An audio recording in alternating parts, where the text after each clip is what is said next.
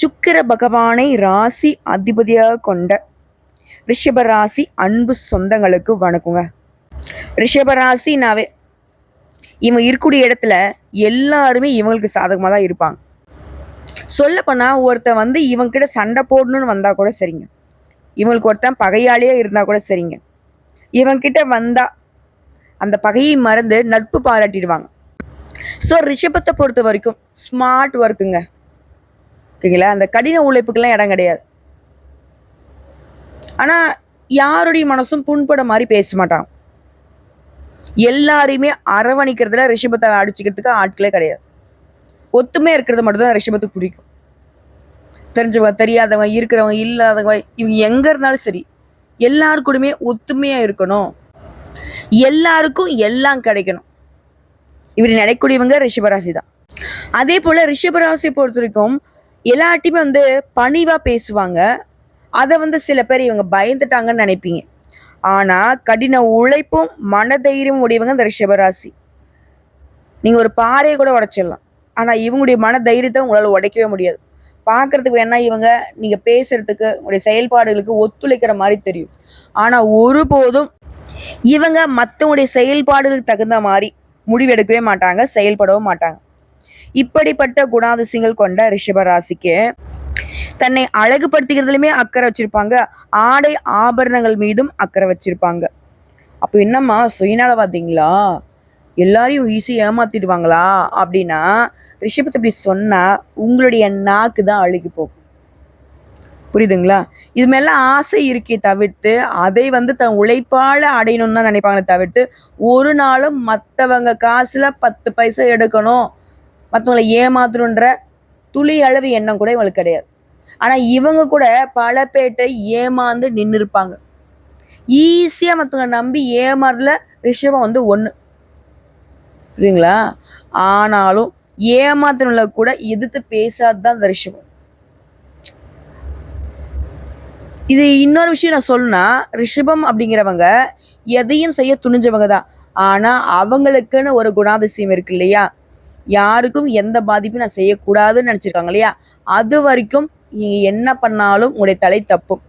ஒருவேளை ரிஷபம் அவங்க எல்லையை மீறி கோபதாபங்களோட உங்களை நோக்கி ஒரு அடி வைக்கணும்னு நினைச்சிட்டா நீங்க காலிங்கிறத முடிவு பண்ணிக்குவோம். இது ரிஷபராசியை வெறுக்கக்கூடியவங்க, ரிஷபராசியை அழிக்கக்கூடியவங்க அவங்களுக்குலாம் இந்த வீடியோ பத்தி டேக் பண்ணி விடுங்க. காரணம் கேட்குறீங்களா? ஒருத்தன் வாழ்க்கையில நல்ல ஏகபோகமா இருக்கான், சந்தோஷமா இருக்கான், திடீர்னு பணக்காரன் ஆயிட்டான், அப்படி இப்படி நம்ம சொல்ற ஆட்கள் எல்லாருக்குமே சுக்கிரன் ரொம்ப வலுவா இருப்பார், சுக்கிரன் உச்சத்துல இருப்பார். ஆனா அவரவே அதிபதியா கொண்ட ரிஷப ராசிக்காரங்களுக்கு எல்லா சமயமுமே அடிசறுக்குன்னு நீங்க எதிர்பார்த்தா அது தப்பு.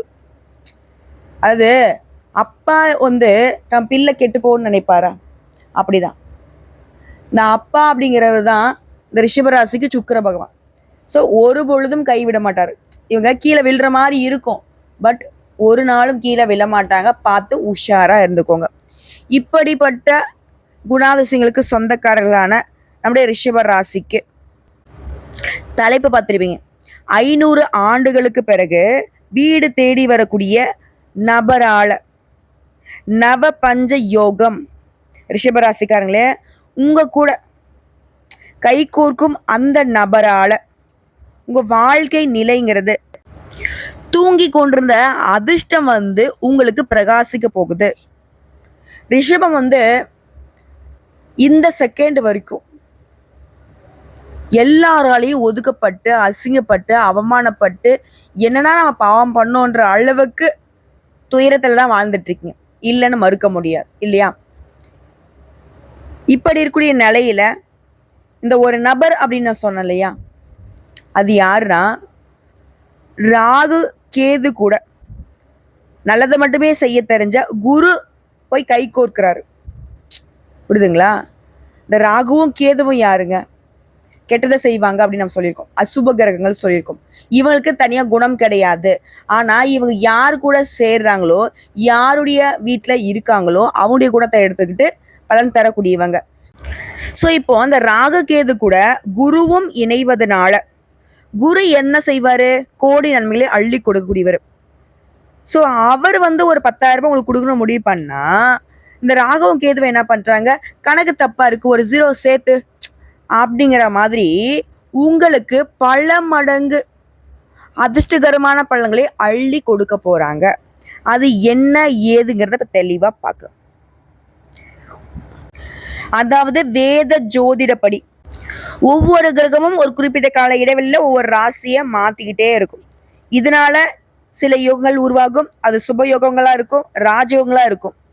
இது வந்து மனுஷனுடைய வாழ்க்கையில பெரிய தாக்கத்தை ஏற்படுத்தும். இப்போ வந்து ரிஷபம் வந்து யோசிக்கிறதுன்னா, அடா மாமா கிரகம் மாறுது செய்யுது எல்லாமே தான் நடக்குது, இப்ப என்ன இதுக்கு, அதெல்லாம் நீ பேசாத, எனக்கு நல்லது நடக்குமா நடக்காதா இதை மட்டும் டக்குன்னு சொல்லு.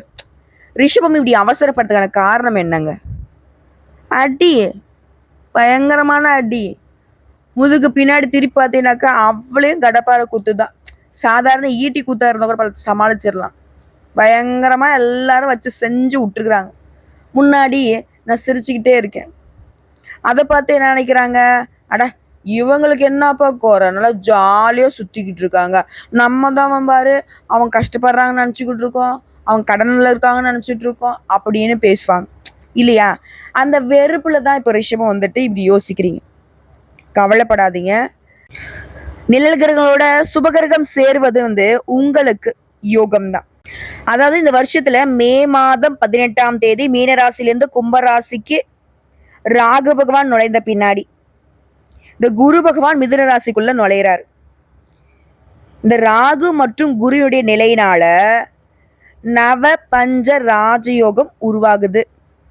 இந்த நவ அப்படிங்கிறது 9 பஞ்சத்திலையும் உங்களை தற்காத்து கொள்ள, அதாவது 9 நவகிரகங்களால உங்களுக்கு எந்த மாதிரியான கஷ்டங்கள் இருந்தாலும் சரிங்க, அது சரியாகிறது தான் இந்த நவபஞ்ச ராஜயோகம். இந்த ராஜயோகம் அப்படிங்கிறது வருஷம் ஒரு 10 வருஷத்துக்கு இல்லை ஒரு 5 வருஷத்துக்கு 38 20 30 இந்த மாதிரி எந்த ஒரு வருஷமும் கிடையாது. 500 ஆண்டுகளுக்கு பிறகுதாங்க இந்த மாதிரியான ஒரு நிலை உருவாகி இருக்கு. சாதாரணமா இல்லை.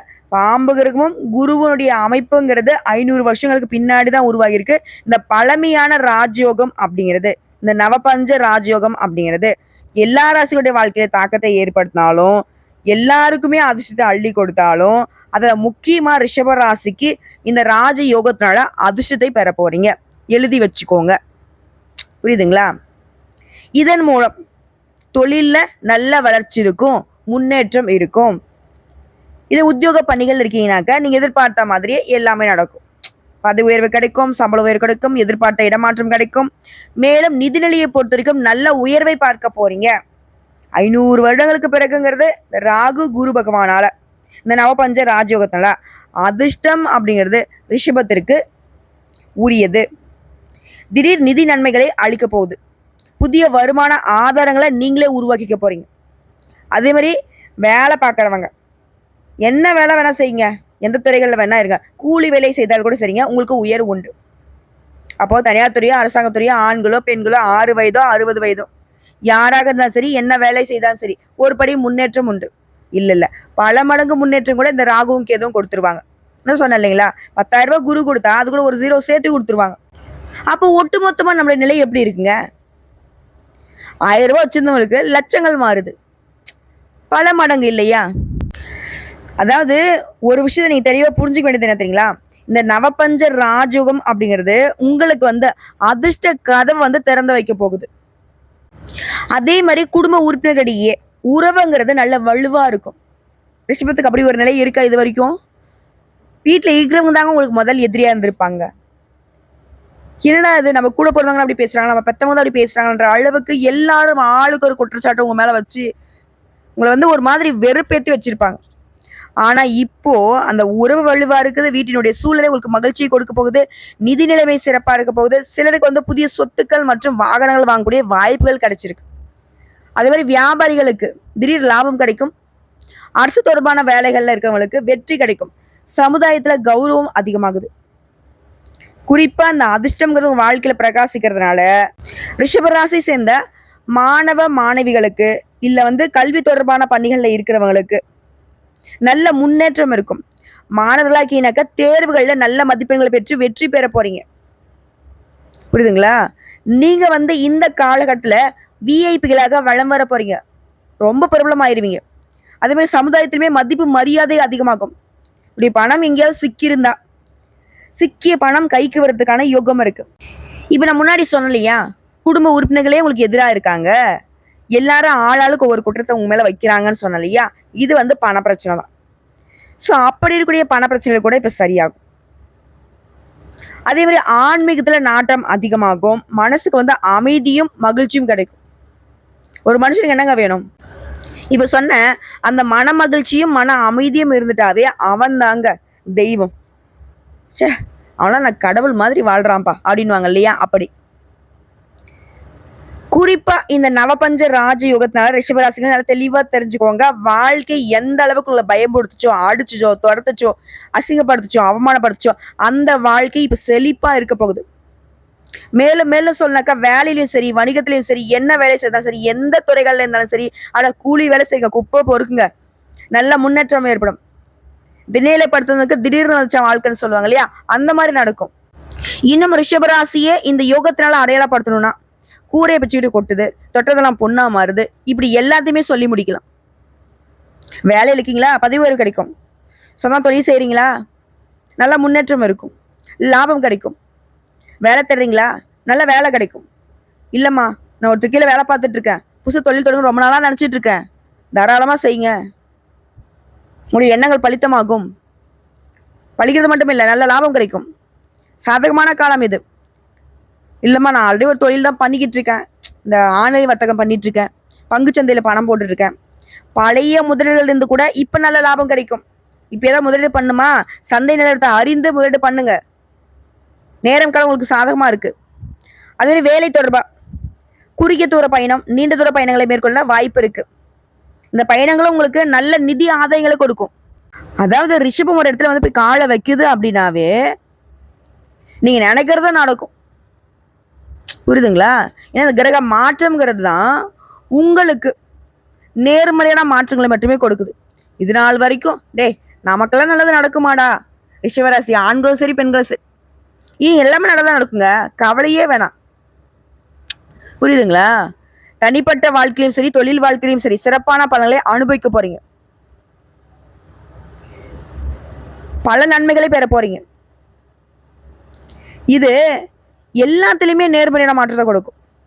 பொருளாதார நிலையில பெரிய முன்னேற்றம், குடும்பத்தில் மகிழ்ச்சியான சூழ்நிலை, திருமணம் ஆனவர்களுக்கு அந்யூன்யம் பிறக்கும், திருமணம் ஆகாதவர்களுக்கு நல்ல வரன் அமையும்.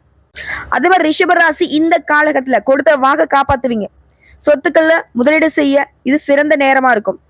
ஆரோக்கியம் சிறப்பா இருக்கு. உங்களுடைய முயற்சிகளுக்கு உங்களுடைய வாழ்க்கை துணை உறுதுணையா இருப்பாங்க. பல நேர்மறையான மாற்றங்கள் இருக்கிறதுனால வியாபாரத்துல நீங்க சிறந்த பலன்களை பெறுவதனால லாபமும் பல மடங்கு பெருகும். பெரிய வெற்றி கொடுக்கக்கூடிய நிதி ஆதாயங்கள் ஏற்படும். அதுவும் இந்த நிதி ஆதாயம்ங்கிறது நீங்க எதிர்பார்த்த விட பல மடங்கு சாதகமா அமையும். அதே மாதிரி வேலையிலும் சரி, வியாபாரத்திலும் சரி மாற்றங்கள் ஏற்படும். அது உங்களுக்கே ஆச்சரியத்தை கொடுக்கக்கூடிய வகையில் இருக்கும். அதாவது உங்க குடும்பத்தாரும் சரி, சொந்த பந்தங்களும் சரி, நட்பு வட்டமும் சரி, இத்தனை நாளா உங்களை குற்றம் சொல்ல மட்டுமே கூடி கூடி வந்தாங்க இல்லையா, இனி உங்களை வாழ்த்துவதற்கும் உங்களுடைய வசதி வாய்ப்புகளை பார்த்து ஆச்சரியப்படுவதற்குமே ஒரு கூட்டம் வரப்போகுது. அதே மாதிரி குடும்ப வாழ்க்கை ரொம்ப சிறப்பா இருக்கும். குடும்பத்துல மகிழ்ச்சியும் அமைதியும் நிலவும். திரும்ப சொல்றேங்க, இந்த நவபஞ்ச ராஜயோகம்ங்கிறது உங்களுடைய எந்த மாதிரியான தேடல்கள் இருந்தாலும் சரி அதை நிறைவேற்றி கொடுக்குது. தொழில் நல்லா இருக்கணும், என் வியாபாரம் நல்லா இருக்கணும், இல்லைம்மா நான் தனியார் துறையில் வேலை பார்க்குறேன், பதவி உயர்வு கிடைக்கணும், இல்லை நான் அரசாங்கத்துறையில் இருக்கேன், மேலதிகாரிகிட்ட நல்ல மதிப்பு கிடைக்கணும், மரியாதை கிடைக்கணும், என்னங்க உங்களுக்கு வேணும், எல்லாமே இந்த நவபஞ்ச யோகத்தில் உங்களுக்கு உண்டு. அதாவது பணம் அப்படிங்கிறது பல வழிகளில் வருவதனால உங்களுடைய நிதிநிலை அப்படிங்கிறது பல மடங்கு. 10,000 ரூபாய் அக்கௌண்ட்ல வச்சிருக்கியா, அதில் எத்தனை ஜீரோ வேணா சேரலாம். ராகுவும் கேதுவும் அப்படிதான், அவங்களுக்கு கணக்கு தெரியாது, அள்ளி அள்ளி கொடுப்பாங்க. நீங்கள் நினச்சது எல்லாமே நினச்ச மாதிரி நடக்கும். காரியங்களை வெற்றிகரமாக செஞ்சு முடிச்சுக்க போறீங்க. எதிர்பாராத அதிர்ஷ்டத்தால திடீர் லாபத்தை அடைய போறீங்க. இது அலுவலக சூழ்நிலை அப்படிங்கிறது உங்களுக்கு சாதகமாக இருக்கும். உங்களுக்கு நட்பெயர் கிடைக்கும், அதிகாரம் அதிகமாகும். மிகவும் சிறப்பான காலகட்டம். என்னெல்லாம் நினைக்கிறீங்களோ அது எல்லாத்தையுமே அடைய போறீங்க. திருமணம் ஆகாதவங்களுக்குலாம் இந்த காலகட்டத்தில் திருமணம் கைகூடி வரும். இல்லைம்மா காதல் பண்ணிட்டு இருக்கேன், காதல் உறவு கல்யாணத்துக்கு தீர்மானம் ஆகும். இது எல்லாத்துக்கும் மேல இந்த குருவும் ராகுகேது மட்டும் இல்லாம சூரியனும் சரி, புதனும் சரி, உங்களுடைய அதிபதியும் சரி, இவங்களும் சேர்ந்து உங்களுக்கு, அதாவது இன்னும் கொடு அப்படிங்கிற மாதிரி வேலையை கொடு, திருமணத்தை நடத்தி வை, குழந்தை பாக்கியத்தை கொடு, நல்ல வீடு வசதி வாய்ப்புகளை கொடு, வண்டி வாகனத்தை கொடு, இப்படி என்னென்ன கொடுக்க முடியுமோ எல்லாத்தையுமே டக்குன்னு கொடுக்க போறாங்க. அது சூரியன் மே மாதம் 14ஆம் தேதி ரிஷபராசிக்கு போறாரு. நான் முன்னாடி சொன்னலையா அதிர்ஷ்டம் உங்களுக்கு பிரகாசிக்க போகுதுன்னு. ஏன்னா சூரிய பகவான் நவகிரகனுடைய முதல்வன் இல்லையா, ரொம்ப வெளிச்சத்துக்கு சொந்தக்காரர். இவருடைய அமைப்பு உங்க ராசிக்கு வருவதனாலதான் யோகம் பிரகாசமாகுது. புரியுதுங்களா? அதே மாதிரி மே 6ஆம் தேதி கிரகனுடைய இளவரசன் சொல்லக்கூடிய புதன் பகவான் மேஷ ராசிக்கு போறாரு. அதுக்கு பின்னாடி தேவர்களின் குருவான குரு பகவான் 12 ஆண்டுகளுக்கு பின்னாடி மே மாதம் 14ஆம் தேதி, அதாவது சூரியன் இடமாற்றம் ஆகிய அதே நேரத்துல மிதுன ராசிக்கு போறாரு. சூரியன் ரிஷப ராசிக்கும் குரு பகவான் மிதுன ராசிக்கும் போறாரு. இவங்க எல்லாருக்கும் பின்னாடி மே மாதம் 18ஆம் தேதி ராகுவும் கேதுவும் இடத்தை மாத்திக்கிறாங்க. இதோட இல்லாம மே மாதம் 31ஆம் தேதி சுக்கிரனும் உங்களுடைய அதிபதியும் மேஷ ராசிக்கு போறாரு. ஸோ இப்படி 6 கிரகங்களுமே ராசியை மாத்திக்கிறதுனால தொழில எதிர்பாராத அளவுல நல்ல மாற்றத்தை பார்க்க போறீங்க, அதிர்ஷ்டத்தை அனுபவிக்க போறீங்க, நிதி ரீதியா சிறப்பா இருக்க போறீங்க, பல வழிகளில் பணம் உங்களை தேடி வரப்போகுது, தினசரி வருமானம் அதிகமாக போகுது, வேலை பார்க்க பதவி உயர்வு கிடைக்க போகுது, சம்பள உயர்வு கிடைக்க போகுது, நீங்க வேலை பார்க்கக்கூடிய இடங்கள்ல புதிய பொறுப்புகள் உங்களுக்கு கொடுப்பாங்க, அலுவலகத்துல கூட வேலை பார்க்குறவங்க உயர் அதிகாரிங்க கிட்ட முழு ஆதரவு கிடைக்கும், புதுமண தம்பதிகளுக்கு குழந்தை பாக்கியம் கிடைக்கும். உடைய அதிபதி சுக்கிரன் உச்சத்துல இருக்கிறாருங்க. குடும்பத்துல சில நல்ல செய்திகளை பெற போறீங்க. அதே மாதிரி தொழில் செய்யறவங்க வணிகர்கள்லாம் நல்ல நிதி நன்மைகளை பெற போறீங்க. வணிகத்தை விரிவாக்கம் செய்கிற வாய்ப்புகள் கிடைச்சிருக்கு. ஏற்கனவே செய்த முதலீடுகள் கூட இப்ப லாபம் கிடைக்க போகுது. புதுசா வீடு வாங்குறது, வாகனம் வாங்குறது, சொத்து வாங்குறது, இப்படி எல்லாமே உங்களுக்கு கிடைக்க போகுது.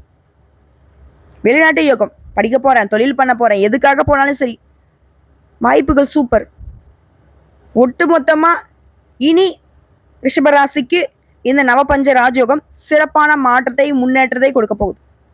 குருவும் சூரியனும் சாதகமான வீட்டுல உட்கார்றதுனால வருமானத்துல நல்ல உயர்வு.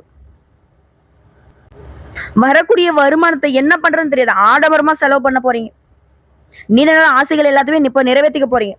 முக்கியமா இந்த காலகட்டம் நிறைய பணத்தை உங்களுக்கு கொடுக்க போகுது. மற்றவங்களாம் உங்களை பார்த்து பொறாமைப்படக்கூடிய அளவுக்கு அதிர்ஷ்டசாலிகளாக வளம் வர போறீங்க. புரியுதுங்களா? ஏன்னா 4ஆம் அதிபதி உச்சம் பெறுவதனால உங்க வாழ்க்கையே சுகபோகமான வாழ்க்கையா மாறப்போகுது. ஏன் திடீர்னு பரிசுகள் கிடைக்கும், குழந்தைகள் மூலம் நன்மைகள் கிடைக்கும், நல்ல ஊழியர்கள் கிடைப்பாங்க, உங்க வார்த்தைக்கு மதிப்பு மரியாதை அதிகமாகும், உங்க திறமையை மேம்படுத்தக்கூடிய வகையில சில வாய்ப்புகள் உங்க வீட்டு கதவை தட்டும். பெண்களாக இருந்தீங்கன்னாக்க சிறப்பான பலன்களை பெறுவீங்க. என்னென்ன நினைக்கிறீங்களோ அது எல்லாமே நடக்கும். வாழ்க்கை ஒரு நாள் இப்படி மாறணும்னு நினைச்சீங்க இல்லையா, அப்படியே இருக்கும். கல்வியெல்லாம் பிரதான முன்னேற்றம், திறமைகளுக்கு நல்ல வெளிச்சம் கிடைக்கும். கலை, ஊடகம், இந்த மாதிரியான துறைகள் இருக்கிறவங்களுக்கு ஏற்றத்தை பார்க்க போறீங்க. மனசுக்கு தெளிவு பிறக்கும். வீட்டுக்கு தேவையான அத்தியாவசியமான ஆடம்பர பொருட்களை வாங்குவீங்க. பழைய வீட்டை புதுப்பிப்பீங்க. காதல் உறவுலாம் இனிமையா இருக்கும். கணவன் மனைவி உறவு அந்யோன்யம் அதிகமாகும். குடும்பத்தோட சுற்றுலா போயிட்டு வருவீங்க, மனம் விட்டு பேசுவீங்க. குடும்ப சூழ்நிலை அவ்வளவு சிறப்பா இருக்கும். வீண் விரையும், தண்ட செலவெல்லாம் மறையுது, சேமிப்பு அதிகமாகுது. உறவுக்காரருடைய வருகையினால மகிழ்ச்சி ஏற்பட போகுது. உடன்பிறப்புகள் வகையில லாபம் கிடைக்க போகுது. ரியல் எஸ்டேட், உணவுத்துறையில இருக்கிறவங்க நல்ல மாற்றத்தை பார்க்க போறீங்க. இதே நேரத்துல நீங்க கவனமா இருக்கக்கூடிய இடம் பார்த்தோம்னாக்க தாயின் உடல் நல கவனம் வச்சுக்கோங்க. ஏன்னா சூரிய பகவானை பொறுத்த வரைக்கும் ஆரோக்கியத்துல கொஞ்சம் அக்கறை கொடுக்குறாரு. ஆரோக்கிய பிரச்சனைங்கிறத காய்ச்சல் சரிதாங்க, அலட்சியம் இல்லாம சரியான சிகிச்சை எடுத்துக்கோங்க, அது உடனே சரியாயிடும். அது ஒரு பிடிவாத குணத்தை கொஞ்சம் தவிர்த்துக்கிறது நல்லது, விட்டு கொடுத்து செல்வது நல்லது. முடிஞ்ச அளவுக்கு பெருமாள் வழிபாடு மனசுக்கு மகிழ்ச்சி கொடுத்துக்கிட்டே இருக்கும். அதுவும் அந்த பெருமாளை நீங்க எப்படி வழிபாடு செய்யணும்னாக்க அனுதினமும் வழிபாடு செய்யலாம். அப்படி முடியாத பட்சத்துல புதன்கிழமை மற்றும் வெள்ளிக்கிழமைகள்ல அருகில் இருக்கும் பெருமாளுடைய ஆலயத்துக்கு சென்று அவருக்கு துளசி மாலை அணிவித்து, அது என்னங்க துளசி மாலைங்கிறது மகாலட்சுமி தாயுடைய அம்சம். அது மாதிரி தேங்காய் தீபம் ஏற்றி பிரகாரத்தை 11 முறை வலம் வர நினைச்சது எல்லாமே நடக்கும். அதுவே சனிக்கிழமைகள் தோறும் மல்லிகை மலர்களை அருகில் இருக்கக்கூடிய நவகிரகங்களுக்கு அர்ப்பணிக்க கடுகளவு கூட உங்களுக்கு பாதிப்புகள் வராம இந்த வழிபாடு உங்களை பாதுகாக்கும். ஏன்னா மல்லிகை மலர் எந்த அளவுக்கு வாசனை நிறைந்ததோ அந்த அளவுக்கு உங்க வாழ்க்கைங்கிறது வசந்த காலமா இருக்க போகுது. உங்களை பொறுத்தவரைக்கும் அதிர்ஷ்டம் தரக்கூடிய திசைகள் கிழக்கு, வடக்கு. அதிர்ஷ்டம் தரக்கூடிய நிறம் இளம் சிவப்பு நிறம், நீல நிறம். இந்த நிறங்களை அதிகமா பயன்படுத்துங்க, அதிர்ஷ்டத்தை ஈர்த்து கொடுக்கும். இதுவே அதிர்ஷ்டம் தரக்கூடிய எண்கள் 3, 6, 9. ஸோ இப்போ வரைக்கும் பார்த்த இந்த பலன்கள் எல்லாமே ரிஷப ராசிக்கு இந்த நவபஞ்ச யோகம். இத்தனை நாளா கத்துறீங்க, கதறினீங்க, கண்ணீர் விட்டு என்னென்னமோ பண்ணி பார்த்தீங்க, மாற்றம் வரல அப்படின்னு தவிச்சிங்க இல்லையா? இனி உங்களுக்கு என்னடா குறை, போடா எல்லாத்தையும் சரி பண்ணிட்ட அப்படிங்கிற மாதிரி நீ திரும்பவும் கனவுல கூட கஷ்டத்தை நினைக்கக்கூடிய அளவுக்கு உயர்வை கொடுத்திருக்காங்க. அதை பயன்படுத்தக்கூடிய வகையில மட்டும்தான் ரிஷபத்திற்கு வெற்றிகள் தொடரும். நீங்க ஆனா சும்மா படுத்திருந்தா கூட சரிங்க, உங்க வாழ்க்கை அதுவே தன்னால சரியாகும். இப்பவும் சரி, எப்பவும் சரி, கடவுளை நம்புறீங்கல்ல, அந்த கடவுள் தான் இப்போ வாய்ப்பு கொடுத்துருக்காங்க, பயன்படுத்திக்கோங்க. நன்றிங்க.